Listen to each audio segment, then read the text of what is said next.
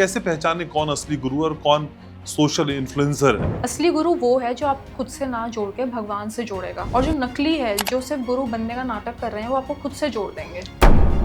युवाओं के लिए क्यों जरूरी है अध्यात्म? यंग से यंग एज में इंसान को स्पिरिचुअल हो जाना चाहिए। आपको लगता है कि आज का युवा अशांत है? कोई इच्छा पूरी नहीं होती किसी की या कुछ भी है तो वो एक डिससैटिस्फैक्शन हमारे अंदर क्रिएट कर देती है। भगवान जैसी कोई चीज एग्जिस्ट करती है भाविका? भगवान नहीं है तो इसका मतलब हम भी नहीं है, या तो हम भी हैं या तो भगवान भी नहीं है। तो हम खुद को एक कमरे में बंद कर लें और बैठ जाएं, बोले भगवान आएगा तो कर देंगे? यूं पल के पीछे पीछे नहीं भागना चाहिए। कैसे पाया जाए इस भगवान को? आजकल तो भगवान को पाना बल्कि सबसे ज्यादा इजी है। कलयुग के लिए तो स्पेशली भगवान ने बोला है कि कलयुग में सिर्फ नाम जप से ही आपको भगवान की प्राप्ति हो सकती है। कृष्ण का नाम राधा के बाद ऐसा क्यों? और रा बोलेंगे तो वो खड़े हो जाएंगे, और जैसे ही हम धा बोलेंगे वो हमारे पीछे पीछे आ जाएंगे, पीछे पीछे आ जाएंगे। तो जो इंसान राधा राधा जपता है, कृष्ण जी पूरा टाइम उसके साथ चलते हैं। एक छोटा सा कीट थी मैं। 84 लाख योनियों के बाद जो मनुष्य जन्म मिलता है वो मुझे एक नाम के 2 बार पुकारने से मिल गया। क्या आध्यात्म हम खुद से सोचें भाविका कि हमें सीखना है, सीख जाएंगे, या इसके लिए किसी गुरु की जरूरत है? मतलब जो भी हम गलतियां कर रहे होते हैं भगवान उसको इग्नोर कर देते हैं क्योंकि हमारा कोई गुरु है इसलिए। तो प्रेमानंद जी को असल में हम सब सुनते हैं और बहुत दिल से सुनते हैं। आपको ऐसी कौन सी बात ज्यादा पसंद आती है उनमें जो वो कहते हैं? अगर आप आज उनके पास जाओगे वो आपको खुद के पास नहीं बिठाएंगे, वो आपको यही बोलेंगे कि आप बस राधा नाम लो और आपकी सारी प्रॉब्लम सॉल्व हो जाएंगी। कॉन्ट्रडिक्शन नहीं, एक तरफ मोह माया भी रखिए, एक तरफ भगवान भी रखिए। भगवान को पाने के लिए तो मोह माया छोड़नी पड़ती है ना? नहीं नहीं, मोह माया में रह के भी हम भगवान को पा सकते हैं। क्या भगवान को पाने के लिए सिर्फ कृष्ण और राधा का नाम ही जप करना होगा? मुझे हर भगवान में कृष्ण ही दिखते हैं, कृष्ण ही दिखते हैं। मतलब हो सकता है कई लोगों को ये बात बुरी लगे। एक चीज है जो मुझे मुस्लिम्स की बहुत अच्छी लगती है, लोगों को बहुत बुरी लग जाएगी मेरी बात, है तो वो भगवान ही, उनकी असलियत तो यही है कि वो भगवान है। तो हम उनको हर जगह ट्रैवल अगर कराएंगे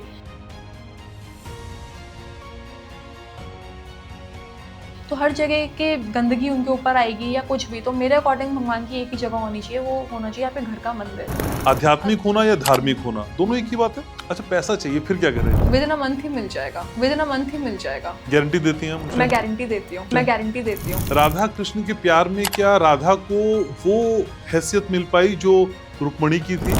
कि ब्रह्मा जी ने उनकी शादी करवाई थी राधा कृष्ण की, एक बार रात को बिल्कुल मतलब अकेले में कराई थी, किसी को ये चीज पता नहीं थी। भगवान अगर इस दुनिया में है तो फिर इतने दुख क्यों है? हमारे इल्यूजन्स ही तो हमारा दुख है। तो आप कह रही हैं उस फ्लाइट में जितने लोग बैठे थे वो आध्यात्मिक नहीं? लेकिन अगर हम स्पिरिचुअल हैं बहुत ज्यादा तो हम प्रोटेक्टेड तो रहते हैं। अच्छा, आध्यात्म के जरिए कैसे सास को खुश किया जाए? उनमें भी भगवान को देखो, उनमें भी भगवान को देखो। लेकिन कौन से भगवान जल्दी प्रसन्न हो जाते हैं? कृष्ण जी, कृष्ण जी। जिनकी किस्मत में होगा कि स्पिरिचुअलिटी जागने वाली होगी वो ये जरूर देखेंगे।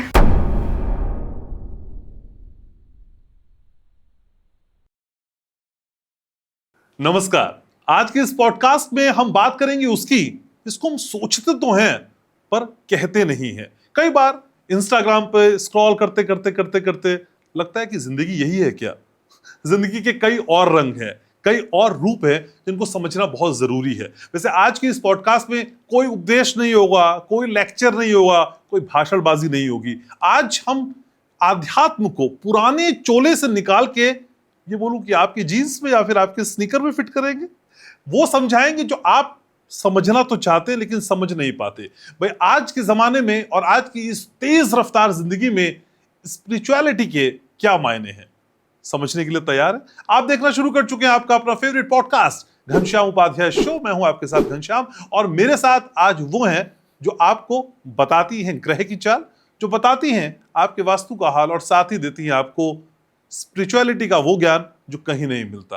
तो कॉम्बो पैक मेरे साथ आज है एस्ट्रोलॉजर और आपकी स्पिरिचुअल गाइड भाविका पटनानी। कैसी है आप? मैं ठीक हूँ, आप कैसे हो? आज हम बात कर रहे हैं भाविका असल में आध्यात्म की। हाँ जी। और जब आध्यात्म की बात करते हैं तो मेरे दिल में जो सबसे पहला थॉट आता है वो युवाओं को लेके आता है, यंगस्टर को लेके। हाँ और जी। आप खुद यंगस्टर हैं, हाँ जी। खूबसूरत हैं और स्पिरिचुअलिटी को बहुत अच्छे से समझती हैं। हाँ जी। युवाओं के लिए क्यों जरूरी है आध्यात्म?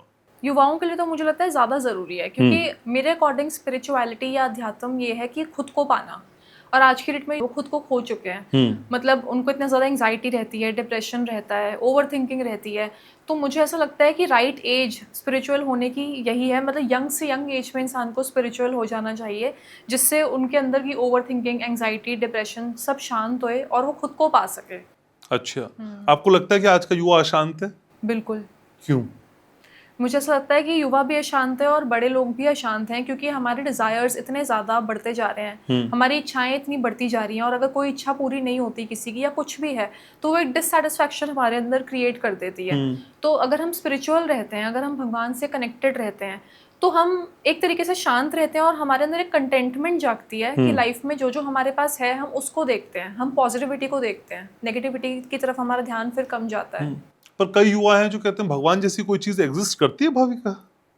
मुझे ऐसा लगता है, मतलब ये क्वेश्चन मुझे बड़ा अजीब सा लगता है, क्योंकि अगर भगवान नहीं है, हम कौन है? हमारी बॉडी तो चलो ठीक है, बायोलॉजिकली हमारे कोई पेरेंट्स हैं, लेकिन हमारी बॉडी के अंदर जो हमारी आत्मा है वो कहाँ से आई, वो कहाँ से क्रिएट हुई? भगवान के थ्रू ही क्रिएट हुई। तो अगर भगवान नहीं है तो इसका मतलब हम भी नहीं है, या तो हम भी हैं या तो भगवान भी नहीं है, ऐसे है। देखा है आपने? मतलब देखो, जब हम बहुत महसूस ज़्यादा, किया है? हाँ जी, फील तो बहुत बार करा है, देखा नहीं अच्छा, है। फील किया है आपने? उसकी feel तो बहुत एग्जिस्टेंस बार। आप कैसे महसूस कर पाई हैं? एक्सिस्टेंस ऐसे महसूस कर पाई हूँ कि कभी कभी लाइफ में कोई ऐसी सिचुएशन होती है जब हमें लगता है कि इस सिचुएशन का कोई सोल्यूशन ही नहीं है, चारों तरफ से हम फंस चुके हैं, और एकदम से जब उस सिचुएशन में से हम स्मूथली बाहर निकल जाते हैं, तो वो तो भगवान ही कर सकते हैं। अच्छा, कभी आपके साथ ऐसा हुआ, कोई इंसिडेंट आप शेयर करेंगे मेरे व्यूवर्स के साथ, जब आपको लगा भाई फंस गई, अब तो स्टक हो गई, अब कोई दूसरा चारा नहीं है? कुछ हुआ आया हाँ और जी। उसने आपको निकाल दिया? हाँ जी, मेरी पर्सनल लाइफ में ऐसा हुआ था। हाँ जी, तो मतलब जो मेरे हस्बैंड हैं, पहले हमारा रोका तो बहुत पहले हो गया था, लाइक आज से 7-8 साल पहले हो गया था, एंड हमारा 2-3 साल का तब कोर्टशिप था, but due to some reasons तब हमारा फिर ब्रेकअप हो गया था, और ब्रेकअप मैंने किया था, और फिर मैं 2-3 साल मूव ऑन ही नहीं कर पाई। फिर मैं जब वापस उसके पास गई तो ऑब्वियसली वो मुझसे नाराज था, अच्छा। वो मानता भी नहीं था। मुझे ऐसा था कि इसका कोई अब कुछ सोल्यूशन ही नहीं बचा, क्योंकि मैं मूव ऑन भी नहीं कर पा रही, वो भी नहीं मान रहा, ऐसी सिचुएशन हो गई थी। बट फिर चाहे 1 साल लगा, बट वो फाइनली मान गया, मतलब बड़ी मुश्किलों से माना, और मुझे ऐसा लगता है कि ये चीज़ भगवान ही कर सकते थे, क्योंकि वो सिचुएशन बिल्कुल इम्पॉसिबल थी। लेकिन भाविका, हम जब बात करते हैं युवाओं की, और जब हम यंग होने की बात करते हैं, तो कौन सी असल में आपको एक्चुअल एज समझ आती है कि भाई यहाँ से आपको स्पिरिचुअलिटी की तरफ बढ़ना चाहिए आगे?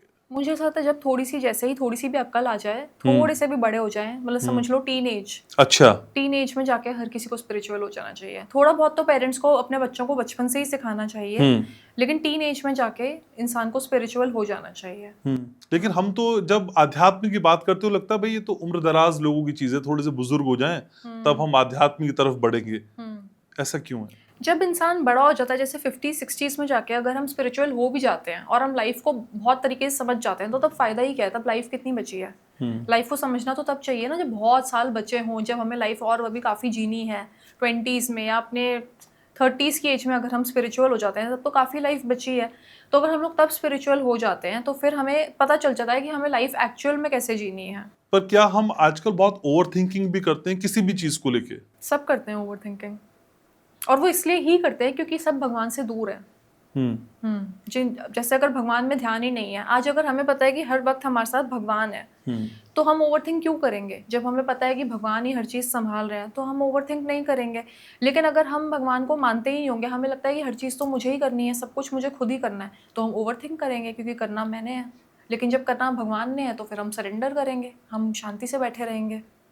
तो हम खुद को एक कमरे में बंद कर लें और बैठ जाएं, बोले भगवान आएगा तो कर देगा? नहीं, हमें अपने कर्म तो सारे करने हैं। जैसे गीता में श्री कृष्ण ने बोला था अर्जुन को कि वो सिर्फ कर्म करे, फल की चिंता ना करे। हम तो फल की चिंता में लग जाते हैं ना। ओवर थिंकिंग तब आती है जब हम फल की चिंता करते हैं। तो फल के लिए तो हम टास्क कर रहे हैं, तब तो हम क्या ओवर थिंक करेंगे? टास्क तो हमें जैसे करना है वैसे ही करना है। पर फल तो हर किसी को चाहिए, इसी के लिए तो कर्म करता है। लेकिन फल के पीछे पीछे नहीं भागना चाहिए। तो फिर जब हम फल के पीछे पीछे नहीं भागते, जब हम अपना टास्क एकदम परफेक्शन से कर रहे हैं और हम फल की चिंता बिल्कुल भी नहीं कर रहे हैं, तो वैसे भी रिजल्ट अच्छा ही निकलेगा, और भगवान हमारे साथ है तो रिजल्ट अच्छा ही निकलना है। तो कैसे पाया जाए इस भगवान को? मतलब देखो, मैं तो ये करती हूँ कि मैं सबसे ज्यादा राधा कृष्ण को मानती हूँ। अच्छा। वैसे तो सारे भगवान एक ही हैं, सब कृष्ण जी के ही रूप हैं, बट मैं राधा कृष्ण को बहुत ज्यादा मानती हूँ। एंड मेरे को ऐसा लगता है, मतलब आजकल तो भगवान को मानना बल्कि सबसे ज्यादा ईजी है। पहले के युगों में भगवान मेडिटेट करते थे, 1000 साल तपस्या करते थे, तब जाके उनको भगवान मिलते थे। लेकिन कलयुग के लिए तो स्पेशली भगवान ने बोला है कि कलयुग में सिर्फ नाम जप से ही आपको भगवान की प्राप्ति हो सकती है, और वैसे भी आपके जो भी डिजायर्स हैं वो भी फुलफिल हो सकते हैं। लेकिन आप बोलती हैं मैं राधा कृष्ण को मानती हूँ, कृष्ण का नाम राधा के बाद, ऐसा क्यों? कृष्ण राधा क्यों नहीं? तो राधा का नाम कृष्ण से पहले इसलिए आता है क्योंकि जब हम सिर्फ कृष्ण कृष्ण करते हैं ना तो भी कृष्ण जी खुश हो जाते हैं, लेकिन जब हम राधा नाम लेते हैं तो वो बिल्कुल ही एक एक्साइटेबल स्टेट में आ जाते हैं। अगर हम रा बोलेंगे तो वो खड़े हो जाएंगे और जैसे ही हम धा बोलेंगे वो हमारे पीछे पीछे आ जाएंगे।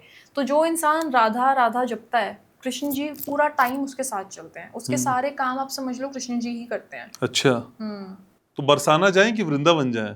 दोनों। तो पहले बरसाना जाने से काम बनेगा फिर तो? दोनों जगह पे जाना चाहिए। दोनों? लाइफ में एक बार तो बरसाना भी जरूर जाना चाहिए। अच्छा। मैं भी वृंदावन रेगुलर जाती हूँ, बट एक दो बार मैं बरसाना भी गई हुई हूँ। तो बरसाना का कौन सा रंग है जो आपको बहुत पसंद आता है, क्या खास है वहाँ? बरसाना मुझे इसलिए पसंद है, जैसे मैंने आपको बताया कि राधा का नाम कृष्ण से पहले इसलिए लेते हैं क्योंकि कृष्ण जी राधा नाम से खुश हो जाते हैं, वो हमारे साथ साथ चलने लग जाते हैं। तो वैसे ही बरसाना में ही राधा रानी का जन्म हुआ था और वृंदावन से बरसाना जाते थे कृष्ण जी उनसे मिलने के लिए। तो इस वजह से बरसाना बहुत ज़्यादा स्पेशल है और वहाँ पे सबको जाना चाहिए। आप वहाँ पे जाके देखना, आपको पता चल जाएगा वहाँ क्यों जाना चाहिए। तो राधा बहुत खास है कृष्ण के लिए? हाँ जी, ठीक है, सब कुछ है वो कृष्ण के लिए। लेकिन आध्यात्म भी उतना ही खास है युवाओं के लिए, आप कह रही हैं? बिल्कुल।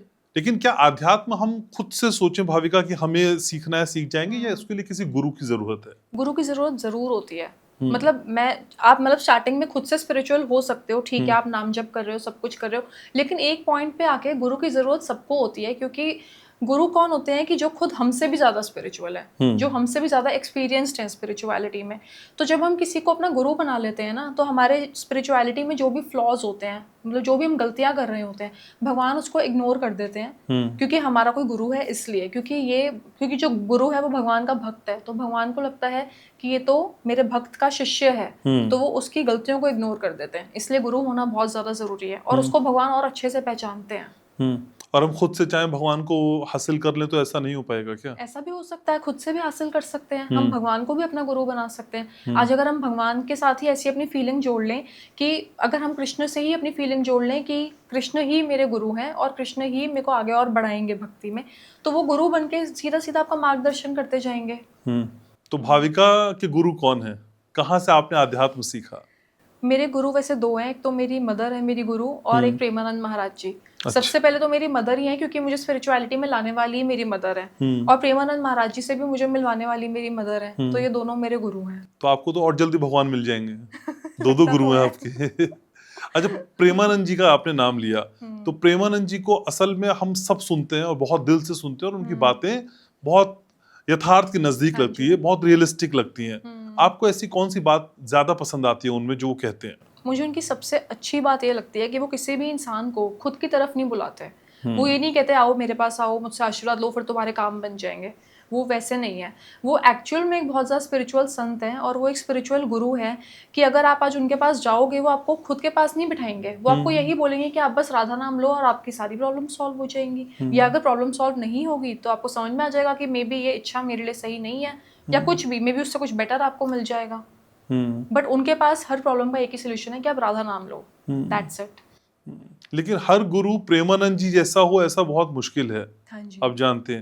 लेकिन क्योंकि आजकल तो फॉलोअर्स बढ़ाने में गुरुओं का ज्यादा ध्यान लग गया है, सोशली अपने आप को और ज्यादा इंटीग्रेट करने के लिए, और ज्यादा पॉपुलर करने के लिए। कैसे पहचाने कौन असली गुरु और कौन सोशल इन्फ्लुएंसर है?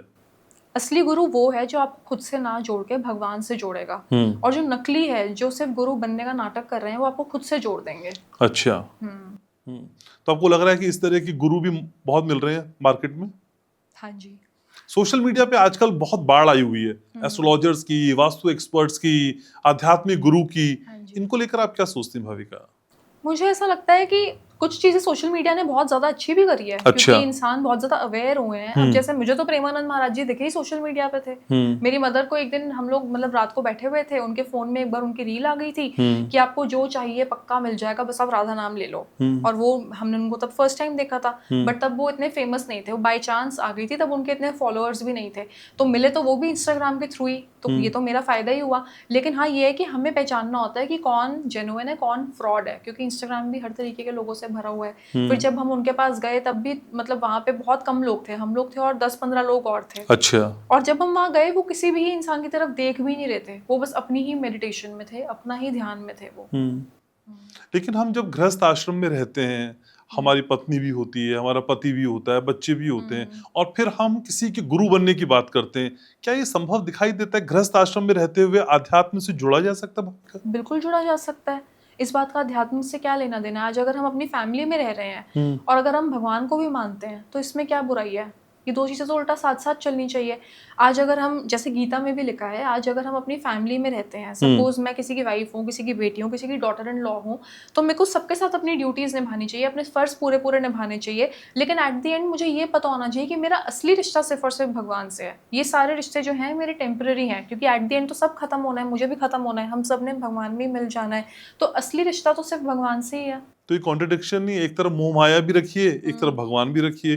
भगवान को पाने के लिए तो मोह माया छोड़नी पड़ती है ना? नहीं, मोह माया में रह के भी हम भगवान को पा सकते हैं। आज अगर हम मोह माया में रहते हैं और लेकिन हम नियम से नाम जप भी करते हैं तो हम भगवान को एट द एंड पा सकते हैं। और मोह माया में रहते हुए हमें ये पता होना चाहिए कि सब कुछ टेम्पररी है। चाहे हमारा मोह है उसमें, फिर भी वो टेम्पररी है। हमारा अटैचमेंट है, इस पॉडकास्ट से आपका अटैचमेंट है, लेकिन है तो टेम्पररी ना, हमेशा के लिए तो नहीं है। ठीक है, लेकिन मोह माया से दूर होके भगवान को हासिल करने की जो कोशिश आध्यात्म के जरिए हम कर रहे हैं, बल्कि दोनों भी आप कह रही हैं साथ साथ चल सकता है, तो क्या भगवान को पाने के लिए सिर्फ कृष्ण और राधा का नाम ही जप करना होगा? कोई और भगवान आपको समझ में नहीं आ रहे जो हमें वहां तक ले जाएं? मुझे हर भगवान में कृष्ण ही दिखते हैं, ये मेरा पॉइंट ऑफ व्यू है। मतलब क्योंकि आप जैसे जिन्होंने भी गीता पढ़ी हुई होगी, जब गीता में जब अर्जुन ने कृष्ण से कहा था कि मैं आपका असली रूप देखना चाहता हूँ, जब अर्जुन को डाउट हो गया था कि ये सिर्फ मेरा फ्रेंड नहीं है, कुछ तो है, या तो ये कोई डिवाइन पावर है, तो ये मतलब कुछ तो अलग है इसमें, अर्जुन को डाउट हो गया था शायद ये भगवान है। तो फिर जब अर्जुन ने उनसे कहा था कि मैं आपका असली रूप देखना चाहता हूँ, तो उन्होंने अपने अंदर ही शिव जी भी दिखा दिए थे, हनुमान जी भी दिखा दिए थे, जितने भी रुद्र हैं सारे दिखा दिए थे, सारे के सारे देवी देवता दिखा दिए थे। गीता में उस वक्त महाभारत में जो युद्ध चल रहा था, सारे के सारे लोग मर के उनके मुंह के अंदर जा रहे थे, ये भी उन्होंने दिखा दिया था। तो जब सब कुछ कृष्ण में ही है तो फिर मुझे तो लगता है, मतलब मैं उसी नाम में इंटरेस्टेड रहती हूँ, क्योंकि मतलब जैसे मैंने गीता पढ़ी है तो मुझे समझ में आ गया कि सब कुछ कृष्ण ही है। और जैसे सुखमनी साहिब में भी लिखा हुआ है, अगर आप जैसे मतलब हो सकता है कई लोगों को ये बात बुरी लगे, लेकिन जब हम सुखमनी साहिब भी पढ़ते हैं तो उसमें भी हर लाइन में यही लिखा हुआ है, गोविंद नाम जपो, राम नाम जपो, और राम नाम जप के दुख भगाओ, इस टाइप की चीजें ही लिखी हुई हैं उसमें भी। तो आप कहती हैं कि कृष्ण की भक्ति में ही आप संसार पा सकती हैं, लेकिन कई लोग आजकल कृष्ण भगवान को खिलौना बनाए बैठे हैं, पता नहीं मुझे कहना चाहिए नहीं कहना चाहिए। क्या ये सही होता है कि जहां जाएं उनको टोकरी में रख के ले जाएं, जहां जाएं उन्हें साथ में खिलाएं, जहां ले जाएं पीछे से ले जाएं, ट्रैवल कर रहे हो, होटल में बैठे हो, क्या ये ठीक होता है? वैसे तो देखो, मुझे ऐसा लगता है जहाँ पे बात फीलिंग्स की है ना, तो वहाँ सही गलत हम बता नहीं सकते कि क्या सही है क्या गलत है। अब वो किस फीलिंग से ले जा रहे हैं मुझे नहीं पता, लेकिन अगर मैं उनकी जगह होंगी तो मैं नहीं लेके जाऊंगी, क्योंकि हमारी चाहे उनके साथ जो मर्जी फीलिंग हो, चाहे हम उनको अपना बच्चा मानते हो या अपने फादर मानते हो या अपने बेस्ट फ्रेंड मानते हो, है तो वो भगवान ही, उनकी असलियत तो यही है कि वो भगवान है। तो हम उनको हर जगह ट्रैवल अगर कराएंगे तो हर जगह के गंदगी उनके ऊपर आएगी या कुछ भी। तो मेरे अकॉर्डिंग भगवान की एक ही जगह होनी चाहिए, वो होना चाहिए आपके घर का मंदिर, या फिर अगर घर में जगह नहीं है तो हमारे मन में तो जगह है ही उनके लिए, हम तो उन्हीं का अंश हैं। लेकिन आपको नहीं लगता कि कई बार कृष्ण की भक्ति, राधा को समझना या फिर आध्यात्म से जुड़ना स्टेटस सिंबल भी हो रहा है, थोड़ा स्टाइलिश दिखने के लिए भी हम ये बातें करने लग गए हैं लोग। असली भक्ति वो है जो छुपी हुई हो, कि किसी को पता भी ना चले। आज अगर मैं भक्ति करती हूँ तो सामने वाले को लगे कि ये तो नास्तिक है, कुछ भी नहीं करती। असली भक्ति ही वही है, क्योंकि हम क्या भक्ति करते हैं, हम कौन सा नाम जपते हैं, हम कितनी देर नाम जपते हैं, ये सब तो बिल्कुल हिडन होना चाहिए, क्योंकि ये हमारा एक रिश्ता है भगवान के साथ। समझ लो ये एक इंटीमेसी है भगवान के साथ। अब इंटीमेसी तो हमेशा हिडन होती है ना, पब्लिक तो नहीं होती। आजकल तो वो भी होने लगी है। हाँ, वो भी होने लगी है।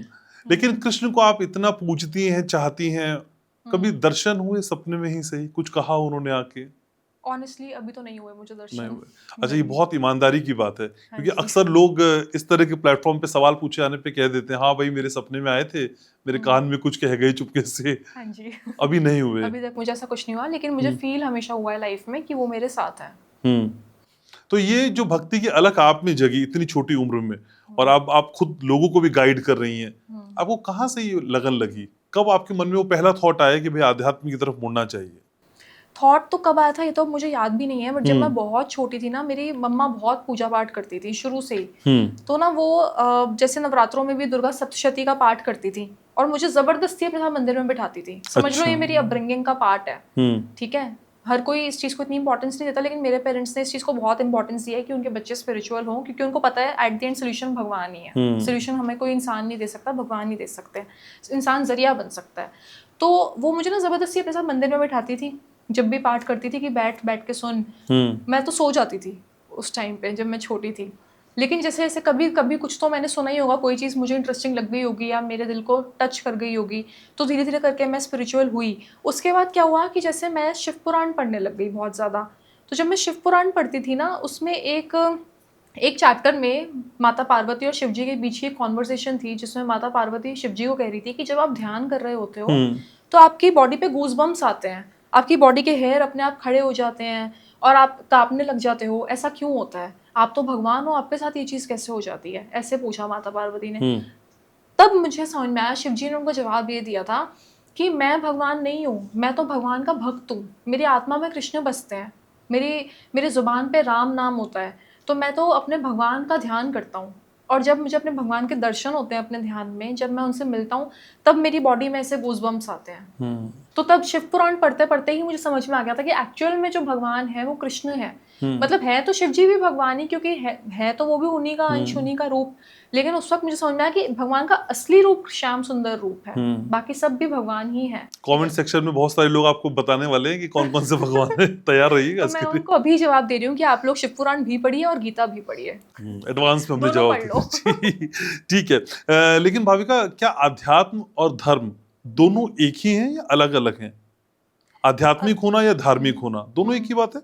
धार्मिक तरीके से आध्यात्मिक होना चाहिए। वो कैसे होते हैं? जैसे कई लोग आध्यात्मिक होते हैं और खुद तो आध्यात्मिक हैं, उनको लगता है कि जो मेरी स्पिरिचुअलिटी है ना वही सही है, जो दूसरा बंदा कर रहा है वो सही नहीं है। सपोज आज मैं कृष्ण नाम लेती हूँ और आप शिव जी का नाम लेते हो, और मैं मन में बैठ के जज करूँ कि यार ये क्या है, इसकी तो स्पिरिचुअलिटी कुछ है ही नहीं, ये तो बस शिव जी का नाम ले जा रहा है, तो मैं तो ये मेरी स्पिरिचुअलिटी कैसी हुई? ये दिखा रहा है कि मैं खुद कैसी स्पिरिचुअल हूँ अगर मैं आपकी स्पिरिचुअलिटी को जज कर रही हूँ। लेकिन अगर मैं अब खुद स्पिरिचुअल हूँ और सामने वाला जैसे भी स्पिरिचुअल है, मैं लोगों को जज नहीं कर रही हूँ, मैं लोगों की निंदा नहीं कर रही हूँ, तो वो धर्म भी जुड़ गया स्पिरिचुअलिटी के साथ। धार्मिक तरीके से स्पिरिचुअल होना चाहिए। लेकिन इतनी सारी बातें हैं, तो ये माना जाए कि अध्यात्म से हम जीवन के कष्ट दूर कर सकते हैं? हम लोग बिल्कुल दूर कर सकते हैं, आपकी बात पेशेंस रखनी चाहिए। मैं आपकी बात पे यकीन क्यों करूं, या मेरे व्यूअर्स क्यों यकीन करें? आप करके देख लो नाम जप, आप 1 महीने में मेरी बात पे यकीन कर लोगे। गारंटी देती हैं मुझे? मैं गारंटी देती हूँ। क्या? अगर आप नाम जप करना आज से स्टार्ट कर लोगे, आपकी जो भी प्रॉब्लम है ना, आपको सोल्यूशन तो पक्का मिल जाएगा, विद इन अ मंथ ही मिल जाएगा। प्रॉब्लम कैसी हो? कैसी भी प्रॉब्लम हो। अच्छा, पैसा चाहिए, फिर क्या करें? तब भी नाम जप करो। किसका? जो देखो, पैसे की ना बड़ी सारी एस्ट्रोलॉजिकल रेमेडीज भी होती हैं, जो मैं आपको नेक्स्ट पॉडकास्ट में बताऊंगी। अगर हम स्पिरिचुअलिटी की बात करें तो भगवान से ऊपर एक्चुअल में कुछ नहीं है। अब आप ये सोचो कि जो लक्ष्मी के पति हैं, आज अगर आप लक्ष्मी के पति की ही पूजा कर लोगे, और अगर लक्ष्मी के पति आपके साथ आके खड़े हो जाएंगे, तो लक्ष्मी को तो मजबूरी में आना पड़ेगा ना चाहते हुए भी आना पड़ेगा। विष्णु जी? हाँ जी। अच्छा, विष्णु जी, कृष्ण जी, बात एक ही है। हाँ जी। पर उस पे भी सब लोग आजकल कहते हैं इंस्टा रील्स पे कि भाई आपको अपने पतियों के पैर दबाने चाहिए तो पैसा आता है, क्योंकि लक्ष्मी भी विष्णु के पैर दबाती थी। ये बात सच पैर है। दबाने चाहिए? दबाने चाहिए। ये लक्ष्मी नारायण योग को एक्टिवेट कर देते हैं आपकी किस्मत से। सच में? जब एक वाइफ अपने हस्बैंड के पैर दबाती है, स्पेशली अगर हस्बैंड लेटा हुआ है, स्पेशली अगर विष्णु जी की तरह ही लेटा हुआ है, अच्छा, और वाइफ उस टाइम अच्छे इंटेंशन से अपने हस्बैंड के पैर दबा रही है, सिर्फ पैसे के लिए नहीं, एक्चुअल में रिस्पेक्ट करके पैर दबा रही है, तो पैसा जरूर आता है। पर लेकिन आजकल तो पत्नियां पैर दबाना छोड़िए, गला दबा रही हैं। ये क्या हो गया है? ये स्पिरिचुअलिटी में अगर चले जाएंगे तो इस तरह के द्वेष जो समाज में है दूर हो सकते हैं? बिल्कुल होंगे ना। अगर आप जब भगवान से जुड़ोगे, ऑब्वियसली आपके अंदर क्वालिटीज, अच्छी क्वालिटीज भी तो आएंगी ना। तो फिर आप इस तरीके की, आप अपने पार्टनर की भी रिस्पेक्ट करोगे, आप सबकी रिस्पेक्ट करोगे, क्योंकि आपको हर इंसान में भगवान दिखेगा ना। आप नफरत किसी से भी नहीं करोगे, डिसरिस्पेक्ट कैसे कर पाओगे? जब आपको लगेगा कि भगवान सब में है, तो आप डिसरिस्पेक्ट कैसे कर पाओगे किसी की? तो ये जो अध्यात्म है, ये हमें ताकत भी देता है क्या? सिर्फ ताकत ही देता है और सही रास्ता दिखाता है। जब ताकत ही मिल जाती है तो हम सही डिसीजंस ले पाते हैं। तो अध्यात्म से ही सब कुछ है, बिना अध्यात्म के कुछ है ही नहीं। अब जैसे कुछ लोग होते हैं वो कहते हैं कि हम भगवान को नहीं मानते, तो फिर किसको मानते हैं, क्या मानते हैं? मुझे तो समझ नहीं आता क्या मानते हैं। आज अगर कोई इंसान भगवान को नहीं मानता, उसको लगता है हर चीज़ तो मैंने ही करनी है, हर चीज़ करनी, तो फिर वही तो स्ट्रेस में रहता है, क्योंकि उसको लगता है सब कुछ करना ही मैंने है। उसको लगेगा ही नहीं, उसको फील ही नहीं होगा कि उसके ऊपर भी कुछ है। हमें फील होना चाहिए कि हमसे ऊपर कोई है जो हमें संभाल रहा है। अगर हम सबसे ऊपर खुद को समझेंगे, हम वीक फील करेंगे।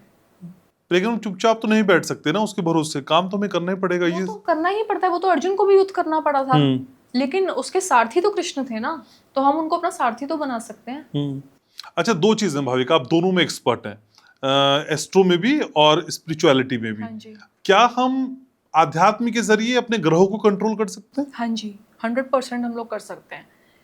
मैं आपको ये तो नहीं बोलूंगी कि अगर इस वक्त आपकी दशा खराब चल रही है तो आप जो चाहते हो वो आपको मिल जाएगा, मैं आपको ये नहीं बोलूंगी। लेकिन अगर आप अपनी खराब दशा में, आप अगर स्पिरिचुअल हो, अपने तरीके से स्पिरिचुअल हो, मैं नहीं कह रही कि आप मेरे तरीके से स्पिरिचुअल हो, आप अपने तरीके से हो और आप भगवान को बहुत ज्यादा मानते हो, तो वो अगर आपका खराब, अगर आपकी दशा चल रही है ना, वो आपको कम से कम हार्म करेगी। अगर आपको कोई एस्ट्रोलॉजर भी कह दे, चाहे आपको मैं भी कह दूं कि इस दशा में ना पक्का आपका एक्सीडेंट हो जाएगा, तो एक्सीडेंट नहीं होगा, हो सकता है आपको खरोच लग जाए, आपको भगवान बचा लेंगे। और फिर जो आपकी नेक्स्ट दशा जो भी अच्छी आएगी, वो जितनी अच्छी लिखी है उससे ज्यादा अच्छी होएगी। तो हम इसके जरिए अपने प्लैनेट्स भी कंट्रोल कर रहे हैं। प्लैनेट कंट्रोल ही हो गया अगर आपका बुरा नहीं कर पा रहा तो। लेकिन आपको क्या लगता है, ये जो आध्यात्म की बातें हैं, ये कई बार ऐसा लगता है भाषणबाजी हो गई है, उपदेश हो गए हैं। हमें क्या इसे सिलेबस में भी सेट कर देना चाहिए, बच्चों को सिखाया जाना चाहिए, पढ़ाया जाना चाहिए? हाँ जी, करना चाहिए। एक चीज़ है जो मुझे मुस्लिम्स की बहुत अच्छी लगती है, लोगों को बहुत बुरी लग जाएगी मेरी बात, कि मुस्लिम्स अपने बच्चों को बचपन से ज़बरदस्ती कुरान पढ़ाते हैं। उन्होंने अपने कल्चर को नहीं खोया, चाहे उनका कल्चर जैसा भी हो, हमें चाहे उनके कल्चर से नफरत ही क्यों ना हो, लेकिन उन्होंने खुद तो अपने कल्चर को नहीं खोया, खुद तो रिस्पेक्ट कर रहे हैं ना अपने कल्चर की। तो हमेशा मतलब हमें भी मतलब बच्चों को शुरू से ही गीता क्लासेस में डालना चाहिए, तो उनको बचपन से पता होता है कि हमें लाइफ को कैसे जीना चाहिए, कैसे हम भगवान को अपनी हर चीज में जोड़ सकते हैं। तो फिर बचपन से ही वो माइंडसेट ही एक फियरलेस माइंडसेट होता है, पॉजिटिव माइंडसेट होता है। लेकिन अगर वो वहां ऐसा पढ़ा रहे हैं तो उसका इम्पैक्ट आप देख पाती हैं उनके आने वाले जीवन में? हाँ जी, मतलब वो एटलीस्ट वो पावरफुल तो रहते हैं, वो स्ट्रांग तो रहते हैं मेंटली, एंजाइटी तो नहीं होती। जो इंसान बचपन से स्पिरिचुअल होगा ना, मैं गारंटी से आपको बोल रही हूँ, वो एंजाइटी तो नहीं हो सकती उस इंसान को। एंजाइटी किस बात की हो जाएगी जब उसको लग रहा है हर टाइम भगवान है। आप इमेजिन करो अभी आपके साथ भगवान खड़े हैं, आपको एंजाइटी होएगी? आपको नहीं हो सकती एंजाइटी। तो उनके होने का एहसास आपको होता रहता है? स्टूडियो में है क्या अभी भगवान? भगवान तो हर जगह हैं, दिख रहे हैं? अभी मुझे दिख तो नहीं रहे, पर हैं तो हर जगह। जब दिखेंगे तो आपको बता दूंगी मैं। तो भगवान तो है, ये तो हम सब मानते हैं। हाँ और ये जी। हम उन्हीं की वजह से हमारा जीवन चल रहा है। हाँ जी। अलग अलग रूप हो सकते, जैसे आप कृष्ण राधा को मानती हैं, मैं खाटू श्याम जी को मानता हूँ, अच्छा। वो भी उन्हीं का रूप है। बिल्कुल। हाँ, तो ये तो अपनी अपनी धारणा है, तो ये तो चलती रहेगी। लेकिन मुझे ये समझना है आपसे कि खुशी और शांति के बीच की जो थिन लाइन है, क्या वो आध्यात्म के जरिए ड्रॉ की जा सकती है? हाँ जी, कैसे? वो अध्यात्म के जरिए मिलाई भी जा सकती है। जैसे इस वक्त सपोज अगर कोई इंसान स्पिरिचुअल नहीं है, उसकी इच्छाएं तो लेकिन सबकी है, जो नॉन स्पिरिचुअल लोग हैं इच्छाएं तो उनकी भी है। आप डिफरेंस देखो, आप खुद इमेजिन करो, आप कंपेयर करो। एक इंसान है जो स्पिरिचुअल है, उसकी इच्छा है, एक इंसान है जो नॉन स्पिरिचुअल है, उसकी भी कोई इच्छा है। अब जो नॉन स्पिरिचुअल वाला होगा ना, वो इम्पेशेंट रहेगा, रोता रहेगा, मेरी इच्छा पूरी ही नहीं हो रही, पूरी ही नहीं हो रही। और जो स्पिरिचुअल इंसान होगा ना, उसको वो ये बोलेगा कि अगर मेरी भलाई होगी तो मेरे भगवान मेरी इच्छा ज़रूर पूरी करेंगे, और अगर भलाई नहीं होगी तो उससे बेटर कुछ मुझे देंगे, और उसके साथ एक्चुअल में वही चीज़ होगी। और जो नॉन स्पिरिचुअल होगा, जब उसकी इच्छा भी पूरी हो जाएगी ना, तो तब भी डिससेटिस्फाइड रहेगा, उसको उसमें भी कुछ ना कुछ नेगेटिव दिख जाएगा। तो खुशी तो हमारे मन में है ना, इच्छा पूरी हो गई। सपोज आपकी इच्छा है कि आप एक मर्सिडीज़ ले आओ, आप आज ले भी आए मर्सिडीज़, अब आप उसको लेकर ज़िंदगी भर तो नहीं खुश रहोगे, 4 दिन खुश रहोगे, 5 दिन एक्साइटेड रहोगे, उसके बाद फिर दूसरी इच्छा जागेगी। लेकिन आज अगर आपके मन में भगवान है, आप कंटेंटमेंट वाली स्टेट में रहोगे ना, पता है इच्छाएं तो आती रहती है, पूरी भी हो जाती है, फिर दूसरी जाग जाती है, फिर वो पूरी हो जाएगी, फिर तीसरी जाग जाएगी, ऐसे होता है। तो इच्छा का कॉन्सेप्ट खत्म हो सकता है क्या भाविका? अभी तो देखो मुझे थोड़ा डिफिकल्ट लगता है इच्छा का कॉन्सेप्ट खत्म होना, ऑल्दो दुख का जो मेन ओरिजिन तो इच्छा ही है, क्योंकि इच्छा हमारे मन में जागती है, फिर उसको लेके इम्पेशेंस जागती है, फिर वो इम्पेशेंस से एंगर, फिर एंगर से दुख, है तो ओरिजिन इच्छा ही। लेकिन आजकल के टाइम में ना बहुत डिफिकल्ट है, इतने बढ़ते समय में डिफिकल्ट है किसी इंसान की इच्छा ना हो, बट अगर नहीं है तो बहुत ज्यादा अच्छी बात है। लेकिन आजकल युवा वाली जो स्थिति है, यंगस्टर्स जो हैं, किसी को पाने की इच्छा में इस हद तक चले जाते हैं कि खुद को डिप्रेशन में ले आते हैं। ऐसा क्यों हो रहा है?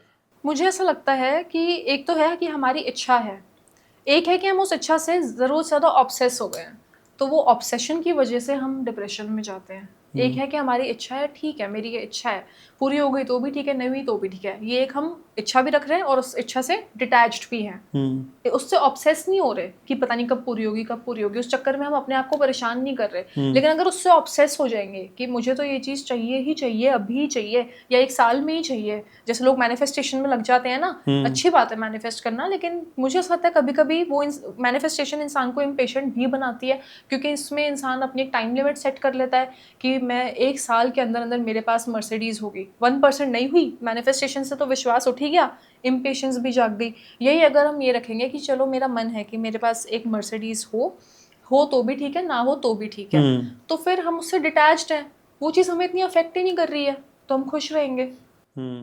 लेकिन आजकल बड़े मिक्स वो देखते हैं, हम इमोशंस देखते हैं, हम बड़ी जल्दी मूव ऑन हो जाते हैं, किसी की प्यार में पड़ते हैं, मिलता है नहीं मिलता फिर मूव ऑन हो जाता है, लेकिन कई बार ऐसे पड़ते हैं प्यार में थे कि खुद को पागल कर देते हैं। ये जो मिक्स ब्रिड है ये क्या इशारा करती है? हम बड़े इम्बैलेंस हो गए हैं क्या थॉट्स के हिसाब से? बहुत ज़्यादा इम्बैलेंस है। मुझे ऐसा लगता है प्यार में और अटैचमेंट में बड़ा डिफरेंस है। अटैचमेंट ये होता है कि हम उस चीज़ को बस अपने पास रख ले, उस इंसान को अपने पास बांध के रख दे। प्यार ये होता है कि उस इंसान की खुशी में ही हमारी खुशी है, बस कैसे भी करके उस इंसान की हम प्रॉब्लम सॉल्व कर दे, कैसे भी करके बस मैं उसको खुश कर दूं। एक्चुअल में तो प्यार ये है ना, ये तो नहीं है कि 24 घंटे अपने साथ ही चिपका लें, ये तो नहीं है। तो इन दोनों चीज़ों में एक डिफरेंस समझना बहुत ज़्यादा ज़रूरी है। लेकिन आज का युवा बहुत प्रैक्टिकल भी है, वो इंसान से पहले उसकी जेब से ज्यादा प्यार करता है। हाँ जी। तो फिर ये अध्यात्म ये सिखाता है या अध्यात्म के जरिए हम इस तरह की चीजों को दूर कर सकते हैं? बिल्कुल दूर कर सकते हैं, क्योंकि अध्यात्म के थ्रू ही तो हमारे अंदर की जेलसी, ग्रीड, लस्ट, ये सब चीजें कम होती हैं, एंगर, ये सब चीजें कम होती जाती है ना। जितना ज्यादा हम भगवान का नाम लेंगे हमारे अंदर की पॉजिटिविटी बढ़ती जाएगी, क्योंकि अच्छाई और बुराई दोनों ही हमारे अंदर है। किसी के अंदर बुराई ज्यादा जागी हुई है, किसी के अंदर अच्छाई ज्यादा जागी हुई है, लेकिन जिसके अंदर अच्छाई ज्यादा जागी हुई है, क्यों जागी हुई है? कुछ उसका कनेक्शन है ना भगवान से। हमारे अंदर ही असुर और भगवान है ना। राधा कृष्ण की आप बात करती हैं तो उनके प्यार की बात भी करती हैं। राधा कृष्ण के प्यार में क्या राधा को वो हैसियत मिल पाई जो रुक्मणी की थी? उनसे ज्यादा मिल पाई मेरे अकॉर्डिंग। कैसे? नाम तो कृष्ण के साथ आज भी राधा का ही है। तो ये मान लिया जाए पत्नी कुछ भी कर ले, प्रेयसी की औकात ज्यादा होती है। वैसे रुक्मणी है राधा का ही रूप, क्योंकि कृष्ण जी किसी और के साथ रह ही नहीं सकते थे। राधा के साथ डायरेक्टली शादी वो नहीं कर सकते थे। वैसे तो उन दोनों की शादी ब्रह्मा जी ने कराई हुई है, ये भी एक स्टोरी है, बट अच्छा क्या है ये स्टोरी, बताइए थोड़ी सी। कि ब्रह्मा जी ने उनकी शादी करवाई थी एक बार। किसकी? राधा कृष्ण की। हाँ जी, एक बार रात को बिल्कुल मतलब अकेले में कराई थी, किसी को ये चीज पता नहीं थी। हाँ जी। अब पता है लोगों को ये? अब तो पता ही है, भागवत में लिखी हुई है। अच्छा। श्रीमद् भागवत में है ये चीज, अब तो पता ही है, लेकिन उस वक्त नहीं पता थी। तो लेकिन अगर राधा कृष्ण के इस प्यार में राधा जी की वक़्त रुक्मणी से ज्यादा है तो फिर पत्नी की हैसियत हमेशा प्रेमिका से कम रहेगी, ये माना जाए? नहीं, मैं ये वैसे नहीं मानती, क्योंकि अगर आप राधा रानी के ना 28 नाम होते हैं, ये प्रेमानंद महाराज जी ने भी बताया हुआ है। उन 28 नामों में से एक नाम रुक्मिणी है, तो वो राधा का ही रूप है। देखा जाए तो कृष्ण जी रहे तो राधा के साथ ही थे ना, चाहे उनके अलग अलग रूपों के साथ रहे। कृष्ण जी की जो भी वाइफ्स थी वो सब राधा का ही रूप थी। लेकिन क्यों आदमी को पत्नी से ज्यादा प्रेयसी पसंद आती है? अध्यात्म क्या कुछ इस और कुछ कर सकता है? हाँ जी, आप अध्यात्म आपके अंदर एक लॉयल्टी भी जगाता है। अगर आप सचमुच में आध्यात्मिक हो, सिर्फ दिखावे के लिए नहीं, अंदर से आप भगवान से जुड़े हुए हो, तो आपको आपकी इनर वॉइस कभी वो परमिशन ही नहीं देगी कि आप अपने पार्टनर को डिच करो। वो चीज़ आपको परमिशन ही नहीं देगी।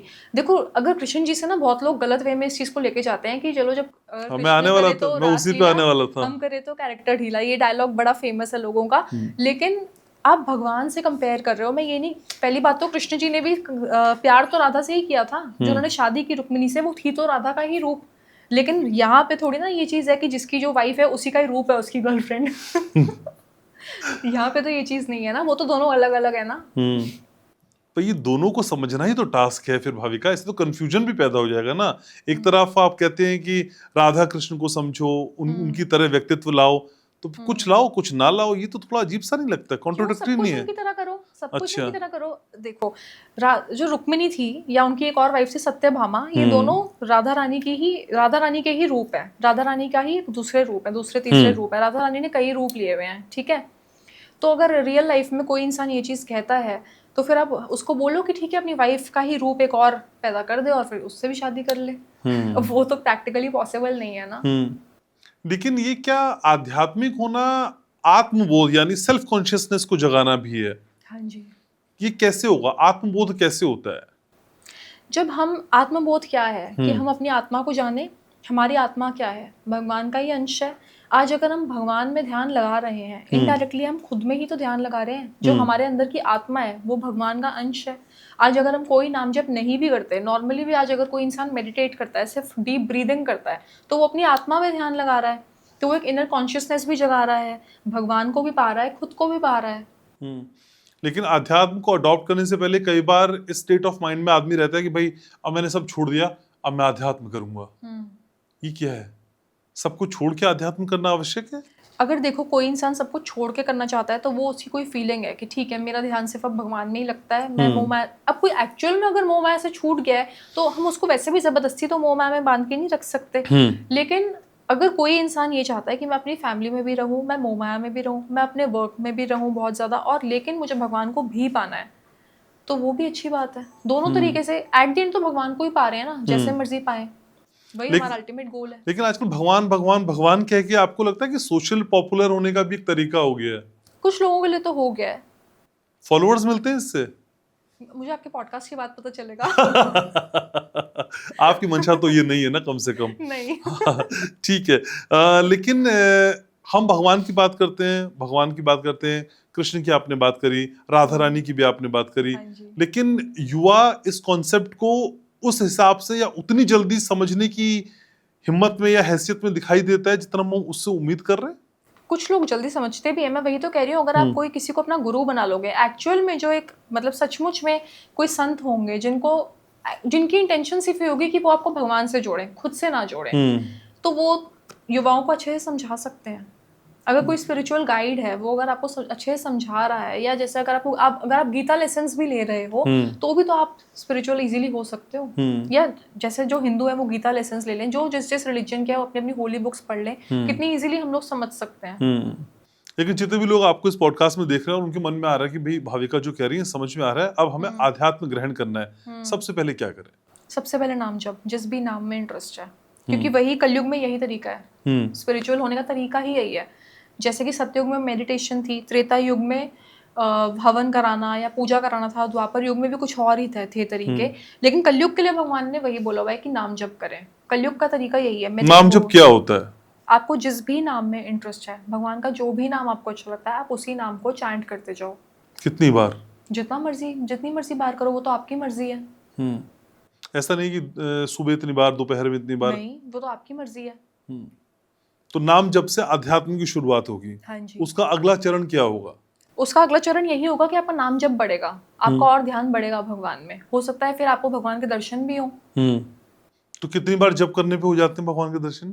जब मुझे होंगे मैं आपको तब बताऊंगी। तो आप उसके पास पहुंच गई हैं आप? थोड़ा बहुत। अच्छा। लेकिन कई बार ऐसा नहीं लगता कि आप जिस एज में हैं और इतनी गहरी बातें आप करती हैं तो सामने वाला मजाक भी उड़ाता है, भाई क्या हो गया इसको, इतनी यंग एज में आध्यात्म की बात करिए, तो बुड्ढों का खेल है। कोई बात नहीं, उड़ा ले, मजाक क्या हो गया। ऐसा हुआ है कभी? जो स्पिरिचुअल नहीं है उन्होंने भी ऐसा क्या कर लिया है, मैं भी मजाक उड़ा सकती हूँ।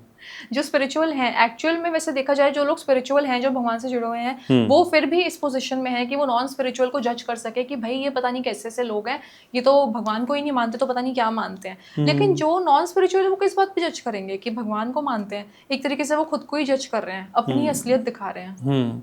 लेकिन भाविका, कई लोग ये भी कहेंगे ना, भाई भगवान अगर इस दुनिया में है तो फिर इतने दुख क्यों है? दुख का भगवान से क्या रिलेशन है? जो चीजें हमें दुख देती हैं, जो चीजें हमें दुख लगती हैं, भगवान के अकॉर्डिंग तो वो दुख है ही नहीं। भगवान के अकॉर्डिंग तो डेथ भी दुख नहीं है। अर्जुन को महाभारत के युद्ध के टाइम पे लग रहा था कि उसको दुख मिलेगा जब वो अपनों का वध कर देगा, उसके लिए तो बहुत बड़े दुख की बात थी। लेकिन कृष्ण के अकॉर्डिंग तो वो दुख था ही नहीं। उनके अकॉर्डिंग ये था कि जैसे हम लोग अपने कपड़े चेंज करते हैं, वैसे ही आत्मा बॉडीज को चेंज करती है। जैसे ही एक बॉडी की डेथ हो गई तो आत्मा दूसरी बॉडी में चली जाएगी। कृष्ण के अकॉर्डिंग तो वो दुख नहीं था, वो तो अर्जुन ने उसको दुख बनाया हुआ था। हमारे इल्यूजन्स ही तो हमारा दुख है। एक्चुअल में दुखी सब होते हैं, दुखी मैं भी होती हूँ, वो एक हमारा ह्यूमन इमोशन है। ऑब्वियसली अभी हमने उस स्टेट को अचीव नहीं करा कि हम दुखी होना ही छोड़ दें, क्योंकि हम लोग अटैच्ड हैं इस वर्ल्ड में। लेकिन एक्चुअल में देखा जाए तो दुख है क्या? सब कुछ तो टेम्पररी है, दुख कैसे है? लेकिन अगर भगवान वाकई एग्जिस्ट करते तो फिर अपने बच्चों को दुखी होने देते? भगवान तो हमें दुखी होने कहाँ दे रहे हैं? भगवान एक्चुअल में हमसे क्या चाहते हैं? भगवान तो हमसे सिर्फ एक ही चीज चाहते हैं कि हम लोग खुश रहें। इसके अलावा तो भगवान कुछ नहीं चाहते। वो तो हम भगवान के पाथ पे नहीं चल रहे। खुश कहाँ रह पा रहे? देखिए इतनी प्राकृतिक आपदाएं हो जाती हैं, पूरी की पूरी फ्लाइट क्रैश हो जाती है, लोगों की जान चली जाती है, उसके पीछे जो परिवार वाले हैं क्या वो दुखी नहीं हो रहे? वो तो बहुत दुखी हो रहे होंगे। तो बहुत फिर ज्यादा दुख की बात ये है। भगवान के होते कैसे हो रहा है सब कुछ? भगवान के होते हुए हो रहा है, लेकिन इस दुनिया में पाप भी तो बहुत ज्यादा बढ़ रहा है। ऑब्वियसली जिनके घर में ये चीज हुई है उनके लिए, मतलब हमारे लिए बोलना आसान है कि ठीक है दुनिया में पाप बढ़ रहा है इसलिए ऐसी चीजें हो रही हैं, लेकिन ऑब्वियसली जिनके घरों में ये चीजें हो रही हैं उनको तो नहीं समझ आएंगी ये चीज़, और बहुत ज़्यादा दुख की बात है।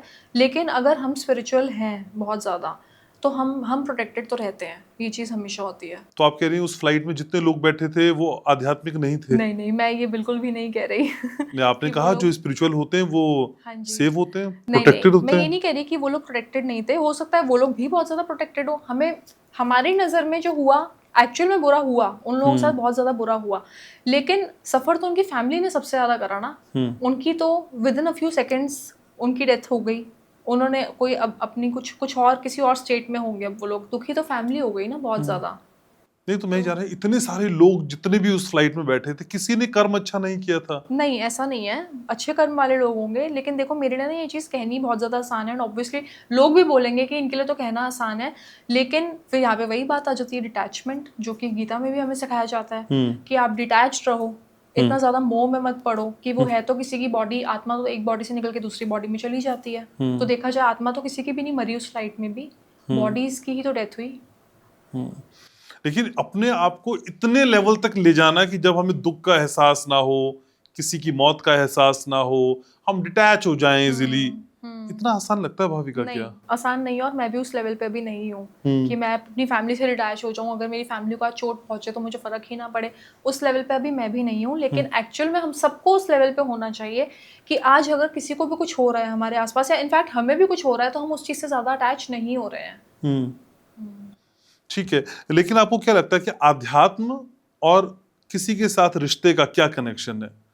रिलेशनशिप पे आध्यात्म किस तरीके से काम करता है? रिलेशनशिप में अध्यात्म इस तरीके से काम करता है कि आप अगर अपने पार्टनर में भी भगवान को देखोगे तो आपके अंदर एक पैशनेट लव जागेगा उसके लिए। क्योंकि जैसे कि अब जैसे कोई इंसान है किसी के साथ रिलेशनशिप में है, ठीक है, उसकी बेसिक एक्सपेक्टेशन क्या होगी? सबसे ज़्यादा बेसिक यही होगी कि मुझे टाइम दे, हमेशा मेरे साथ ही रहे। उसकी ऑब्सेशन डे बाय डे बढ़ती जाएगी। लेकिन अगर उसको उसके अंदर भी भगवान दिखेगा, उसको लगेगा कि मेरे को अपने सारे फर्ज निभाने हैं, तो एक्चुअल में हमारा फर्ज किसी भी इंसान के लिए क्या है? आप पार्टनर को भी छोड़ दो, चाहे हमारे पेरेंट्स हो, चाहे कोई भी हो, हमारे इन लॉज हो, पार्टनर हो, पेरेंट्स हो, कोई भी हो, हमारी तो ड्यूटीज है ना कि हम उनको खुश करें किसी भी तरीके से। एक्चुअल में हमारे फर्ज तो ये है, ये तो बिल्कुल भी नहीं है कि हम उनको अपने साथ बांध दें, उनसे ऑब्सेस हो जाएं। ये फर्ज तो हमारा किसी के भी साथ नहीं है, ये तो हमारी अपनी ऑब्सेशन है। तो सास बहू के रिश्ते में अध्यात्म काम करता है? हाँ जी, बिल्कुल करता है। कैसे? बहुत ज्यादा करता है। अच्छा, अध्यात्म के जरिए कैसे सास को खुश किया जाए? कभी उनकी डिसरिस्पेक्ट ही मत करो। नहीं तो अध्यात्म नहीं है, ये तो जनरल नेचर है आपका। अध्यात्म के जरिए क्या किया कि ऐसा कि सास खुश हो जाए? उनमें भी भगवान को देखो। हाँ, अगर आपको क्या बात कर रही है बहू? अगर आपको अपनी मदर इन लॉ में बुराइयां दिख रही हैं, तो आप नॉर्मली सोचो जैसे कि हर इंसान में बुराइयां होती है, वैसे इनमें भी बुराइयां हैं, और क्या हो गया है तो ये भी भगवान का ही रूप। तो आपको कभी हेट नहीं हो सकती। अरे ये तो आपने की पॉइंट पॉडकास्ट का किया, एक बहू को अपनी सास में भगवान नजर आ रहा है। अच्छा, तो ऐसा करने से रिश्ता ठीक हो जाता है? क्योंकि ऑलमोस्ट हमने देखा है कि प्रॉब्लम रहती है इस रिश्ते में। देखो, अगर आज एक मदर इन लॉ और डॉटर इन लॉ है, अगर मदर इन लॉ बहुत ज्यादा स्पिरिचुअल है, डॉटर इन लॉ नास्तिक है, मदर इन लॉ सोच रही है कि चलो कोई बात नहीं, इसमें बुराइयां हैं, कोई बात नहीं है, तो ये भी भगवान का ही रूप, कोई नहीं। मदर इन लॉ के मन में तो कोई नफरत नहीं है। अब डॉटर इन लॉ तो है ही नहीं स्पिरिचुअल, उसको तो फिर भगवान कहीं नहीं दिख रहे, तो उनमें क्या दिखेंगे जिसको कहीं भी नहीं दिख रहे, तो उसकी साइड से होगी नफरत। लेकिन जो स्पिरिचुअल है अगर मदर इन लॉ, उसके मन में तो कोई नफरत नहीं है, वो तो शांत बैठी है ना। तो ये जो अटेंशन गेन होता है, पहले की शादियां हम देखते थे तो बहुत लंबी लंबी चलती थी, और एक ही जीवन साथी के साथ आप लंबे समय तक जीवन बिताते थे, आखिरी दम तक, सालों सालों चलते। लेकिन अब मैं देख रहा हूँ कि लोगों की शादी को 35 साल हो गए, 40 साल हो जा रहे हैं, वो भी तलाक ले रहे हैं। ऐसा क्यों? पहले के टाइम पे ना लोग थोड़े ज्यादा गिविंग होते थे। उनको लगता था कि मैं इसके इंसान के लिए क्या कर सकता हूँ। आज के टाइम पे ना इंसान के लिए प्यार का मतलब ये है कि ये इसने मेरे लिए ऐसे तो नहीं किया, उसने मेरे लिए ऐसे तो नहीं किया, ये है प्यार। हम पूरा टाइम ये सोचते रहते हैं, इसने मेरे लिए ये नहीं किया, इसने मेरे लिए वो नहीं किया, तो वो एक डिससैटिस्फैक्शन मन ही मन में बहुत जगा देता है।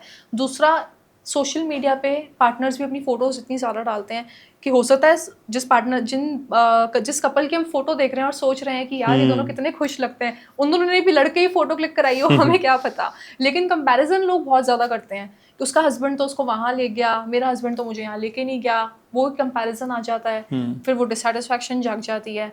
तो इस वजह से लोग सेपरेट हो रहे हैं। लेकिन सबसे पहले मुझे ऐसा लगता है ये सोचना चाहिए कि जो मेरा फ़र्ज़ है इस इंसान के लिए, मैं उसमें क्या कर सकती हूँ। एक्सपेक्टेशंस अगर कम हो तो फिर इंसान सेटिस्फाइड रहता है। लेकिन अगर आप पारिवारिक जीवन में होते तो फिर तो इच्छाएं होती है ना। हम ये पॉडकास्ट भी कर रहे हैं तो ये उम्मीद से कर रहे हैं, ये एक्सपेक्टेशन के साथ कर रहे हैं कि ज्यादा से ज्यादा व्यूवर्स तक पहुंचे, इसकी रीच बहुत ज्यादा हो। तो ये तो खत्म नहीं हो सकती। अगर ये खत्म नहीं हो सकती तो फिर मैं आध्यात्म के साथ कैसे जोड़ सकता हूँ? जुड़ सकते हैं, जैसे अभी अब आप और मैं पॉडकास्ट कर रहे हैं। अगर हमारी इच्छा है कि ये पॉडकास्ट ज़्यादा से ज़्यादा व्यूअर्स तक पहुंचे, अगर नहीं भी पहुंचता तो ऐसा नहीं है कि हम मिजरेबल हो जाएंगे इस बात पे। अब अगर मैं इस चीज़ से ऑब्सेस्ड हूँ बहुत ज़्यादा कि मेरे फॉलोअर्स बढ़ जाएं, मेरे व्यूअर्स बढ़े, तो मेरा मन, अगर पॉडकास्ट नहीं पहुंचेगा, ज़्यादा रीच इसकी नहीं होगी, तो मैं बहुत ज़्यादा डिससैटिस्फाई हो जाऊंगी। बट मैं इस चीज़ से इतनी अटैच ही नहीं हो रही हूँ ना। बढ़ गए तो भी ठीक है, नहीं बढ़े तो भी ठीक है, तो फिर मेरे को क्यों दुख देगा? ऐसा तो नहीं है कि मेरे को फिर दुख होगा अगर नहीं भी पहुंचेंगे। जिनकी किस्मत में होगा कि स्पिरिचुअलिटी जागने वाली होगी, वो ये जरूर देखेंगे। ये हुक पॉइंट आपने इसमें दे दिया। ठीक है, लेकिन मैंने कई बार देखा है कि कई जो साधु सन्यासी होते हैं या जो तप कर रहे होते हैं, वो एक तरह का नशा भी कर रहे होते हैं। कहते हैं कि जब भांग पी जाए या चिलम फूकी जाए तब आप ज्यादा ध्यान में जाते हैं। तो क्या अध्यात्म इस तरह के ध्यान की पैरवी करता है, वकालत करता है? मैं वैसे ऐसे लोगों पे कमेंट तो बिल्कुल भी नहीं करना चाहती, बट मुझे ये लॉजिक वैसे नहीं समझ आता कि ज़्यादा चिल्लम करने से इंसान का ध्यान ज़्यादा लगता है। आई डोंट नो, अभी तक मैंने चिल्लम करके ध्यान करके देखा नहीं है तो इसलिए मुझे नहीं पता। बट मैं इस चीज़ में बिल्कुल नहीं बिलीव करती कि किसी भी तरीके के नशे करके अगर आप मेडिटेट कर रहे हो, इसका मतलब आपको मेडिटेशन से कोई नशा नहीं मिल रहा। असली नशा वो है जब वो अध्यात्म से मिले। नशे करके अगर आप अध्यात्म में बढ़ रहे हो, इट मीन्स अभी आप कहीं नहीं हो, मेरे अकॉर्डिंग। तो जो अध्यात्म का होता है नशा, वो कैसा होता है? वो तो फिर अलग ही, वो तो सबसे बड़ा नशा होता है। इंसान हर वक्त हाई रहता है। हाँ जी। लेकिन खुद आध्यात्म समझना एक बात, लेकिन दूसरे को समझाना दूसरी बात। कितना टफ टास्क लगता है। और जब भाविका ये जिम्मेदारी उठा रही है कि दूसरों को भी आध्यात्म की तरफ जोड़ना है, तो आपको क्या लगता है, खुद समझने से ज्यादा मुश्किल है? इक्वल है, मुझे नहीं लगता इसमें कुछ भी मुश्किल है। अच्छा। एक इंसान को आज अगर ये पता चल जाए कि वो खुद को खो चुका है, उसे खुद को पाना है, इसी को अध्यात्म कहते हैं, तो कितना ज्यादा आसान है। कौन नहीं पाना चाहता खुद को तो कोई भी नहीं खोना चाहता। और अध्यात्म की डेफिनेशन मेरे अकॉर्डिंग है खुद को पाना, क्योंकि खुद में ही भगवान बसे हैं। जब हम खुद को पाने की कोशिश करते हैं तो हम भगवान को पा लेते हैं। लेकिन खुद को पाना और खुद को समझना भी कई बार हम दूसरों की इच्छा पे डिपेंड कर देते हैं। हमें सोशल सर्टिफिकेट बहुत चाहिए होते हैं। ऐसा करेंगे तो लोग क्या कहेंगे, हमने ऐसा पहना तो लोग क्या कहेंगे। ये जो लोग क्या कहेंगे वाली दिक्कत है, ये रोग कैसे दूर होगा? ये भी अध्यात्म से ही दूर होगा। क्योंकि आप जब अध्यात्म में जुड़ जाओगे ना, आप खुद को इतना ज्यादा पालोगे, आपको ऐसा नशा हो जाएगा खुद को पाके कि आप इतने कॉन्फिडेंट फील करोगे, आपको कोई फर्क नहीं पड़ेगा लोग क्या सोच रहे हैं। आप खुद खुश हो ना अपने आप को लेके, तो क्या प्रॉब्लम है लोग कुछ भी सोचते रहे। उनको भी खुशी मिल रही है सोच के, तो सोचे। जैसे कि आपने मुझे भी कहा था इस बात पे आपका लोग मजाक उड़ाएंगे, एक्चुअल में उनको खुशी मिलती है तो उड़ा ले मजाक। लेकिन कई बार अध्यात्म जो यंगस्टर्स की बात होती है, वो ब्रेकअप के बाद ही समझ में आता है, अब मेरा दिल टूट गया, मैं अध्यात्म की तरफ जाऊंगा। दिल ना टूटे पहले कुछ कर सकते हैं अध्यात्म में? दिल तो कभी भी टूट सकता है, क्योंकि इंसान से दिल जुड़ा हुआ है ना। इंसान तो दिल तोड़ सकता है हाँ जी। लेकिन हाँ, ये है भगवान हमारा दिल कभी नहीं तोड़ सकते। लेकिन हम इतना ज्यादा इंसानों से घिरे हुए हैं, इंसानों से अटैच्ड हैं, तो हमारा दिल किसी ना किसी बात पे रोज टूट सकता है। लेकिन यही आज अगर हम अपनी खुशियों को डिपेंड कर दें भगवान पे, तो फिर हमारा कोई इंसान जो मर्जी कर ले, हमारा दिल नहीं टूट सकता। हम ये कर सकते हैं कि अपने दिल को और स्ट्रांग बना ले, सामने वाला जो मर्जी करता रहे। दिल की ट्रेनिंग की जाए। अपने दिल की ट्रेनिंग करें। ठीक है। लेकिन भाविका, भगवान को प्रसन्न किया कैसे जाए? भगवान तो मुझे ऐसा लगता है हर टाइम हमसे खुश रहते हैं। उनको हमसे सिर्फ एक ही चीज़ चाहिए कि हम लोग खुद भी खुश रहें, और हमारे पास जो भी है हम लोग सिर्फ उसके अपनी लाइफ के खाली पॉजिटिव एस्पेक्ट्स देखें, उसमें भगवान हमसे खुश रहते हैं। हम कंप्लेन कम से कम करें कि मेरे पास ये नहीं है, मेरे पास वो नहीं है। तो हर किसी का अपना अपना भगवान होता है या भगवान एक ही है? भगवान तो एक ही है, बस देखने के तरीके अलग अलग हैं। और भगवान और इंसान जैसे मर्जी देखे उनको, नजरिया है बस देखने का। भगवान है तो एक ही। आपके लिए भगवान खाटू श्याम है, मेरे लिए भगवान राधा कृष्ण है, किसी के लिए शिव जी भगवान है, लेकिन है तो एक ही। लेकिन कौन से भगवान जल्दी प्रसन्न हो जाते हैं? यंगस्टर्स है ना 2 मिनट नूडल्स वाले, तो थोड़ा जल्दी जल्दी चीजें चाहिए जीवन में। कृष्ण जी क्योंकि वो वैसे भी प्रसन्न ही रहते हैं। आप उनकी कोई मूर्ति भी देखते हो वो हर टाइम स्माइल कर रहे होते हैं, तो सबसे जल्दी तो वही होते हैं। अब सोचो मैं अभी ऑलरेडी खुश बैठी हूँ, आप कोई मेरे लिए एक फ्लावर भी ले आएगा ना, मैं बहुत जल्दी खुश हो जाऊंगी। कोई बहुत ही बेकार मूड में बैठा हुआ है उसके लिए कोई ड्रेस भी ले आओगे वो भी इतनी आसानी से खुश नहीं होगा। लेकिन सारे भगवान खुश रहते हैं, मैं ये बिल्कुल भी नहीं बोल रही कि सिर्फ कृष्ण जी ही हर टाइम खुश रहते हैं, ये तो मजाक की बात हो गई। बट कृष्ण जी को खुश करना बहुत आसान है क्योंकि वो नाम जप से खुश हो जाते हैं। और जिसका नाम ही घनश्याम हो वो तो वैसे ही खुश रहता है। तभी आप भी इतना स्माइल कर रहे हो।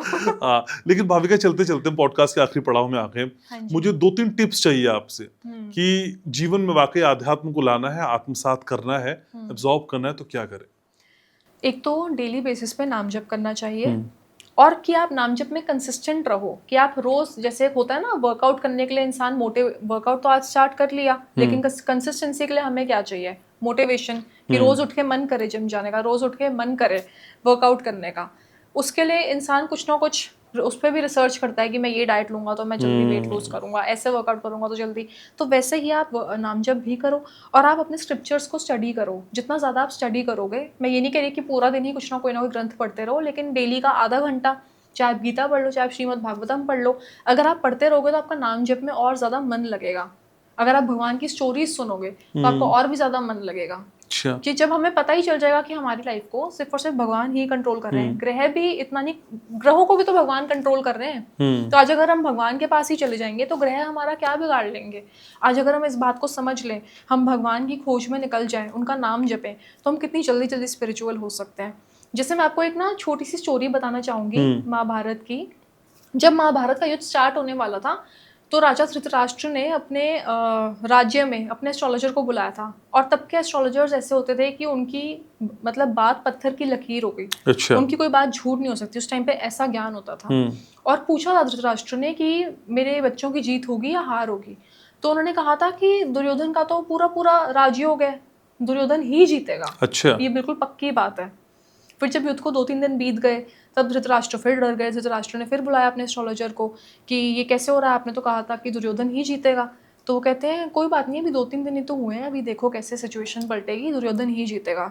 फिर जब युद्ध एंड होने को आ गया ना, धृतराष्ट्र ने फिर बुलाया अपने एस्ट्रोलॉजर को और पूछा कि ये तो हारने ही वाला है, बस अब तो हार ही गया, ये कैसे हो गया, आपकी बात कैसे झूठ हो गई? तो एस्ट्रोलॉजर ने कहा कि उस युद्ध में कोई है ऐसा जो ग्रहों से, नक्षत्रों से परे है।